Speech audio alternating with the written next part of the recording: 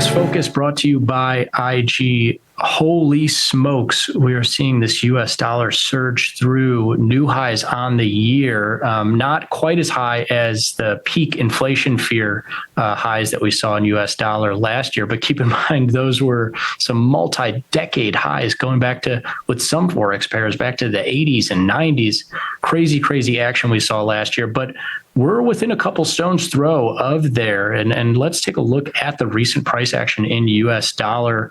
We're looking at, to start, the ETF, and then we're going to break into some individual Forex pairs. But of course, the US dollar ETF lets you know how the US dollar is performing relative to euro, yen, pound, Australian dollar, and a couple of other markets there. And you can see, the price action speaks for itself.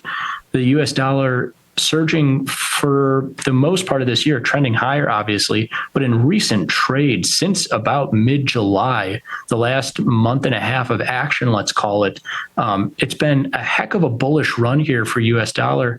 And through the year-to-date highs, starting to think, how high can it get? Can it get back to those highs that we saw from last year? What's going on? Well, part of it is the fact that the U.S. interest rate is higher than most of the major global economies, and it's one of the only interest rates that is potentially going to grow, or the market thinks is going to potentially grow even higher from here. And we'll get into that in just a second. But also, you're seeing some global fear building, having people sell their Japanese yen, their Australian dollar, even their euros and pounds, and buy US dollar as a potential flight to quality. Let's break this price action down, starting with the interest rate piece. And now we're going to zero in on Australian dollar versus US dollar. This is the 15-minute chart. So the intra-session activity for the last session or two here. Why are we zeroing in on Australian dollar? Well, the Reserve Bank of Australia chose to pause rates at its interest rate decision this week. And not only that, but alluded to maybe being done with their interest rate hikes. And this sent some relative weakness to the Australian dollar, relative strength to the US dollar. And you can see at its biggest move, this market moved from high to low, down more than 100 pips on the last session here. Bounced back. Australian dollar was able to bounce back a little bit. But what essentially happened is a pause to interest rates was viewed as being, dovish or bearish for the Australian dollar, because the last, the early part of this year, the last several months, the market thought for different stretches that Australia and the Euro area and the UK especially might not only close the gap on US interest rates, and they have to a large extent over the course of the last several months, like I say, but they thought that they might actually surpass the US. And the fact that the Australian central bankers might have had enough, around 4%, where Australian rates are right now, and the U.S. is at 5.5%, and there are still, the market's pricing in, we'll get to in a second, a 50-50 chance of the U.S. going another 25 basis points higher. You're seeing this U.S. dollar resurge again as a function of interest rates.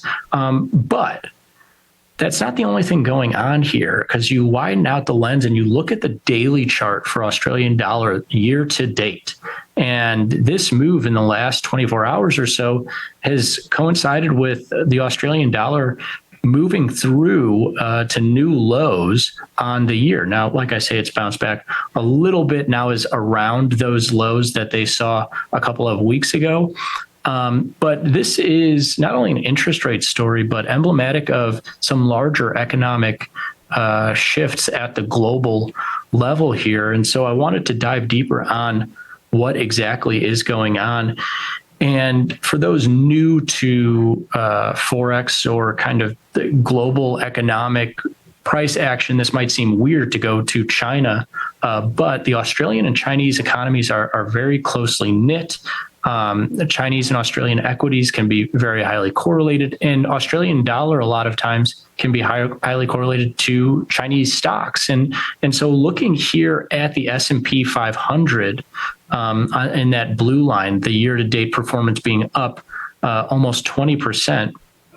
And the orange line there, FXI, the Chinese large cap stock ETF, down more than 5%. We're seeing more than 20% divergence year to date. And the year's not over, my friends, as the gap has been widening in recent trade amid pessimism, bearishness being seen in the Chinese economy at the same time as the U.S. economy. I mean, U.S. stocks have seen some downside in the last couple of weeks, but bounced back a little bit and are holding in relatively strong as there seems to be a global fear building in places like China and Australia as well.